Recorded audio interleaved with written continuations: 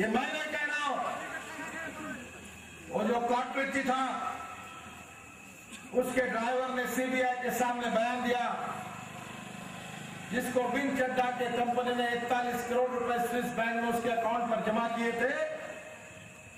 उस कॉर्पोरेट के ड्राइवर ने सीबीआई के सामने बयान दिया है। मेरा जरा भाषण ठीक से कैसेट तैयार कर लो और कांग्रेस वालों के पास पहुंचा दो और उनको बोलो तुम्हारे में हिम्मत है तो नितिन गडकरी पर मुकदमा डालो। बोलना उसने ये कहा है हिम्मत तो डालो। क्या हुआ? तो सीबीआई ने लिखा है कि कॉटरेची और मारिया कॉटरेची 27 बार राजीव गांधी और सोनिया गांधी के घर पर गई थी। उनको डायरेक्ट एक्सेस था, कोई सिक्योरिटी उनको चेक नहीं करती थी। हे कांग्रेस वालों, बताओ देश की जनता को, ये कॉटरेची, ये मारिया कॉटरेची का कांग्रेस के साथ क्या रिश्ता है?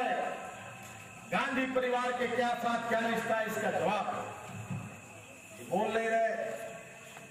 अब और नई बात निकली है कि स्विस बैंकों में, विदेशी बैंकों में हिंदुस्तानियों ने यहां से गरीबों का खून चूसकर 22 लाख हजार करोड़ रुपए डॉलर में, रुपए नहीं डॉलर, विदेशी बैंकों में जमा किया। ऐसा ग्लोबल कंपनी ने रिपोर्ट में दिया।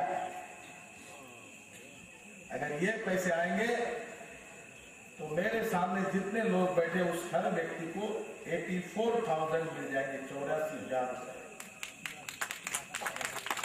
ये पैसा आपका है। टैक्स डुबाया, सेल टैक्स डुबाया, इनकम टैक्स डुबाया, एक्साइज डुबाया, ये चोर है सब लोग। और ये पूरा पैसा विदेशी बैंकों में रखा और देश के सुप्रीम कोर्ट ने सरकार को पूछा, केंद्र की यूपी और कांग्रेस सरकार को, कि आपके पास इन 2000 ब्लैक मनी रखने वाले लोगों के नाम आपके पास आए हैं, वो नाम आप क्यों जाहिर नहीं करते?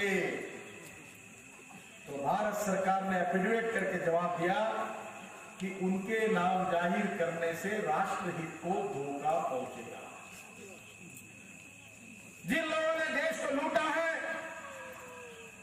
जिनके भ्रष्टाचार के कारण महंगाई बढ़ी है, जिनके कारण गरीब आदमी जी नहीं सकता, पूरा माल खा गए, अगर उन चोरों के नाम अगर जाहिर किए तो कौन से देश का हित खराब होता है? ये बात मेरे समझ में नहीं आती। ये नाम इसलिए जाहिर नहीं हो रहा है क्योंकि दाल में कुछ काला है।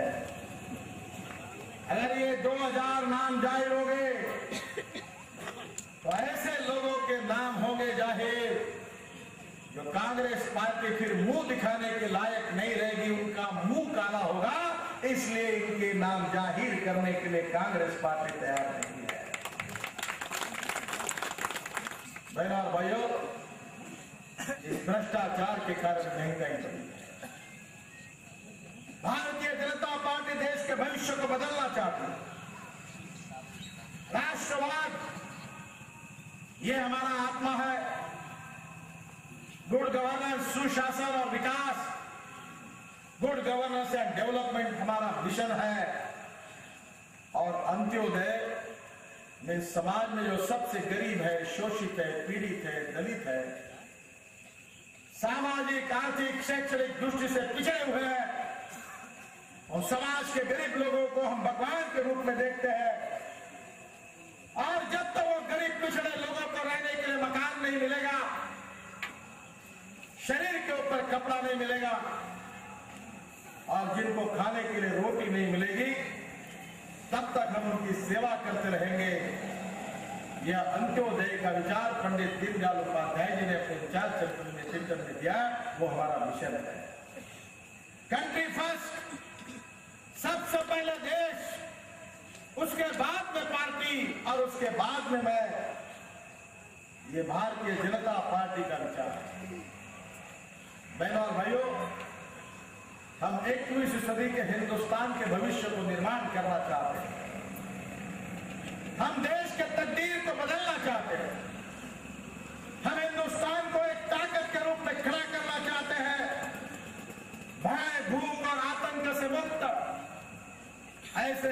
हिंदुस्तान का हम निर्माण करना चाहते हैं और ये करने के लिए हमने राजनीति को सेवा का माध्यम समझकर काम करने का निर्धार किया है।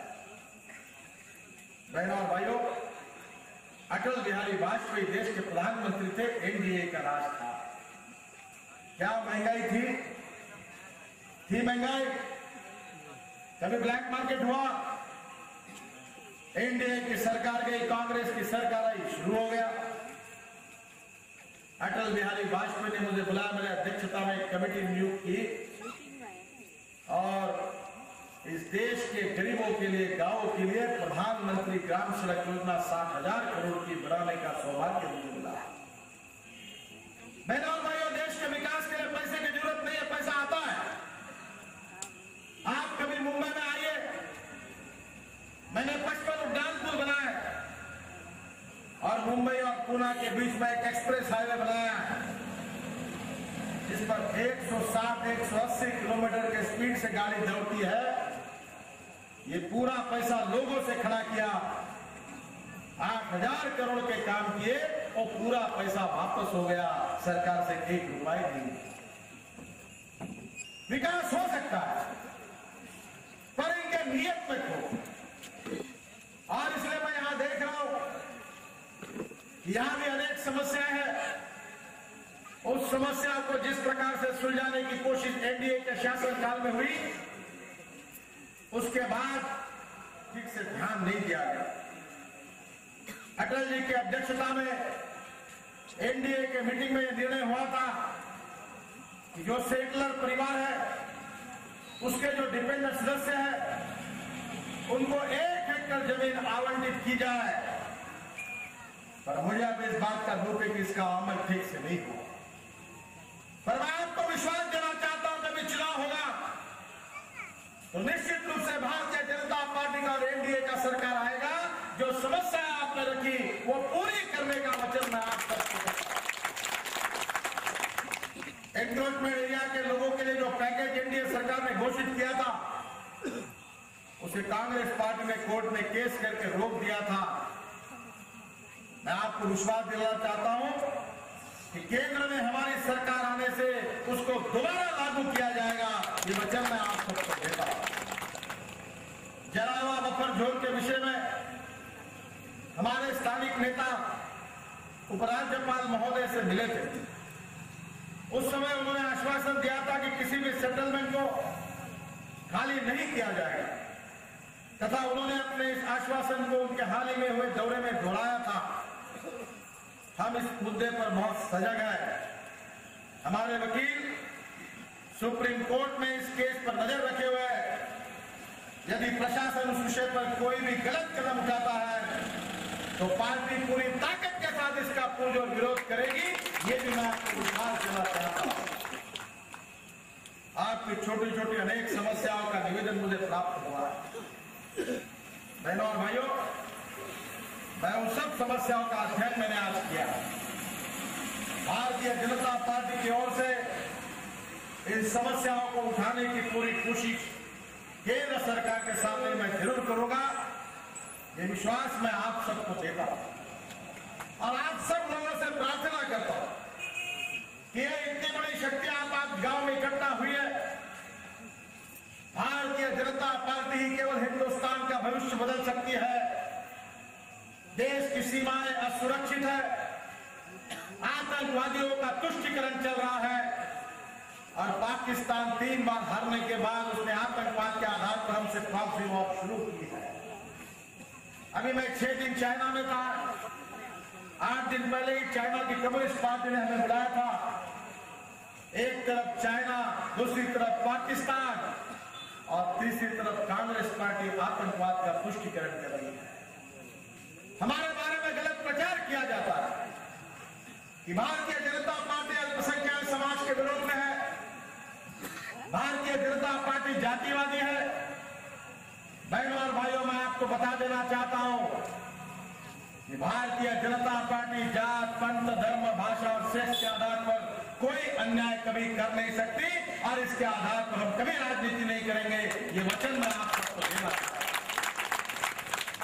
अगर भारतीय जनता पार्टी मुसलमानों के विरोध में रहती तो इस देश के श्रेष्ठ वैज्ञानिक डॉक्टर अब्दुल कलाम साहब को भारतीय जनता पार्टी हिंदुस्तान का राष्ट्रपति कैसे बना?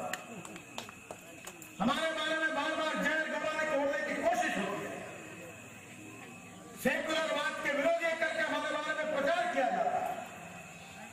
आज भारतीय जनता पार्टी के 9 राज्यों में सत्ता, हमारे मुख्यमंत्री है।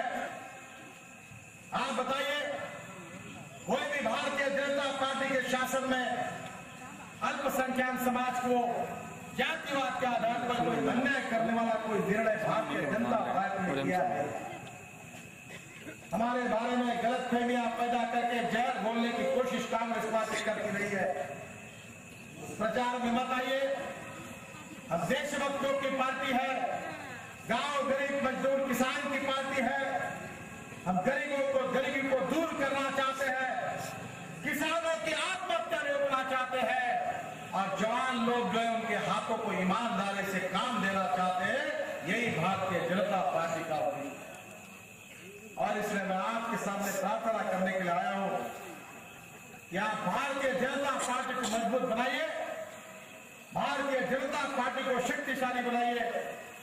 मैं आपके इस पूरे भाई और बहनों को आश्वासन देना चाहता हूं कि आपके विकास के लिए हम बहुत गंभीरता से ध्यान देंगे, आपकी समस्याओं को सुलझाएंगे और गरीबी दूर करके युवाओं को रोजगार देकर 21वीं सदी में एक सुखी, समृद्ध और संपन्न, सामर्थ्यशाली हिंदुस्तान जो भय, भूख और आतंक से मुक्त है, ऐसे हिंदुस्तान को बनाने के लिए आप हमको सहयोग करिए। यही आपको मैं आह्वान करता हूं। फिर से एक बार आपको बहुत बहुत धन्यवाद देता हूं और आपके आभार